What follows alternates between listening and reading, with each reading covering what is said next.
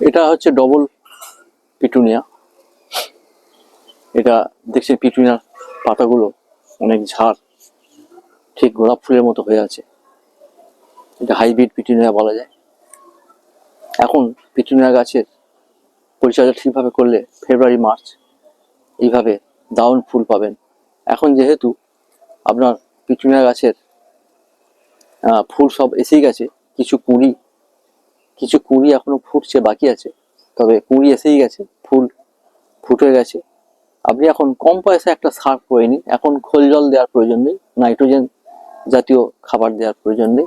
NPK আপনি যদি দেন 0-52-34 NPK দিতে পারেন, 1 থেকে 1.5 চামচ, চা চামচের 1 লিটার জলে গুলে দিতে পারেন গাছের গোড়ায়, 1 কাপ করে, এক একটা টবে বা এক একটা পলিব্যাগে দিতে পারেন।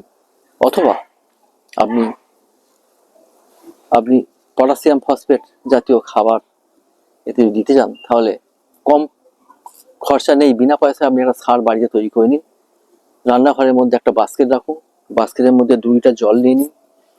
আর দুদিন, আপনার যদি 4-5 জনের মেম্বার হয়, তাহলে দুদিনে যে সবজি কাটা জমবে, এখানে দেখুন লেবুর খোসা, পেঁয়াজের খোসা, টমেটো, পচা টমেটো বা আলুর খোসা, সবজি যে ধরনের হয়, আপনি যে ধরনের সবজি খান, সব সবজিরই যে খোসাগুলো থাকে আপনি এতে ফেলে দিন। কলার খোসা ফেলে দিন, কলা খেলেও কলার খোসা ফেলুন, ওতেও নাইট্রোজেন ছাড়া পটাশিয়াম প্রচুর পাওয়া যায়, ফসফেট পাওয়া যায়। তো এই যে মোটামুটি একটা বাস্কেটের মধ্যে 2 লিটার জল রাখুন, তার মধ্যে দুদিনের সবজি ফেলুন, ফেলে সেইটা বাথরুমে বা কোনো ছাদে কোনো একটা জায়গায়, ছায়া জায়গায় প্লাস্টিক চাপা দিয়ে রেখে দিন, রঙিন প্লাস্টিক চাপা দিয়ে রেখে দিন। 3 দিন রেখে দিন। 3 দিনের পর ওই 2 লিটার জল একটু রং এসে যাবে, জলটা একটু রঙিন হয়ে যাবে, খোসাগুলো পচে যাবে, ওগুলো ছেঁকে নিন, বা চালনি বা বড় ফাঁদের চালনিতে ছেঁকে নিন। ছেঁকে নিয়ে ওই সবজিগুলো আপনি পুরনো কোনো মাটি, বাগানের মাটি বা কোনো জায়গায় যে মাটি, টব বা টবের মধ্যে গাছ মরে গেছে সেই টবের মধ্যে রেখে দিন। সেটা পরে মাটির সাথে মিক্স করে দেবেন, সেটা সার হয়ে যাবে। জলটা নিয়ে ওই 2 লিটার জলে যদি আপনার অনেক গাছ থাকে, তাহলে আপনি 15-20 লিটার জল ওতে মিশিয়ে দিন। আর যদি কম গাছ থাকে, তাহলে ওর থেকে আপনি 500 ml জল নিয়ে নিন। 500 ml জল আপনি মোটামুটি 3-4 লিটার জলে মিশিয়ে দিন। আর যদি 1 লিটার নেন, তাহলে 10 লিটার জলে মিশিয়ে দিন। অবশ্যই মেশাবেন প্লেন জল দিয়ে, কখনই ডাইরেক্ট এই সবজি পচা জল গাছে দেবেন না, গাছে ক্ষতি হবে। জল দিয়ে মিশিয়ে নিন, একটু বেশি পাতলা করলে কোনো ক্ষতি নেই। দিয়ে আপনার গাছের টবের মাটি যখন একটু শুকনো হয়ে গেছে, তখন তাতে জল দেবেন। এক একটা গাছে 2 কাপ করে,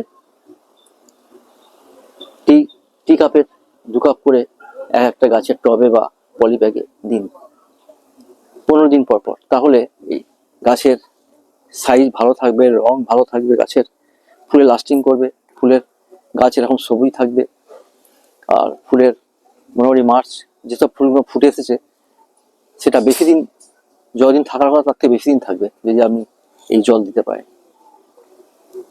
সুতরাং একটা কথা মাথায় রাখতে হবে, যখনই গাছে ফুল এসে যায় বা কুঁড়ি এসে যাওয়ার পর, তখন আপনার নাইট্রোজেনের খাবার কম লাগে, পটাশিয়াম ফসফেট এইসব খাবারের এইসব সার বেশি লাগে।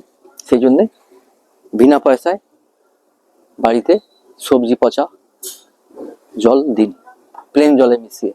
তাহলে আপনার গাছের গ্রোথ, গাছ খুব ভালো খেলবে।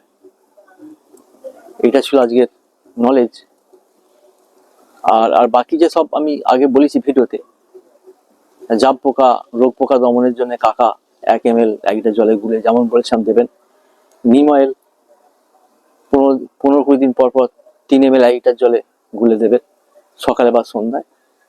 আর আমিস্টার 1 মাস পর পর 1 ml 1 লিটার জলে দিতে পারেন। কিন্তু সারের ক্ষেত্রে এখন জানুয়ারি মাসের শেষ হতে চললো, প্রায় সব ফুল ফুটি এসেছে, কিছু কিছু কুড়ি আছে, সেক্ষেত্রে এই সারটা খুবই ভালো কাজ করবে। বিনা পয়সায় সার তৈরি করে নিন। এই ধরনের নলেজ আরো আমি আপনার সাথে শেয়ার করব। সাবস্ক্রাইব করে পাশে থাকবেন, ভালো থাকবেন। থ্যাংক ইউ, ধন্যবাদ।